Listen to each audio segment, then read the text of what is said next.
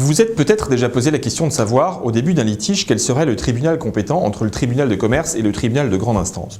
L'enjeu est de taille puisque, sans préjuger de la compétence de l'un ou l'autre type de magistrat, ces deux tribunaux sont composés très différemment. Vous avez d'un côté, dans les tribunaux de commerce, des juges consulaires qui sont élus par leurs pairs, c'est-à-dire des commerçants, et vous avez de l'autre côté, dans les tribunaux de grande instance, des magistrats professionnels dont la culture économique est souvent assez différente de leurs homologues des tribunaux de commerce. L'article 721.3 du Code de commerce nous dit que les tribunaux de commerce connaissent de trois types de contestations. Premièrement, celles relatives aux engagements entre commerçants, entre établissements de crédit ou entre les deux. Deuxièmement, celles relatives aux sociétés commerciales. Et troisièmement, les contestations relatives aux actes de commerce entre toutes personnes.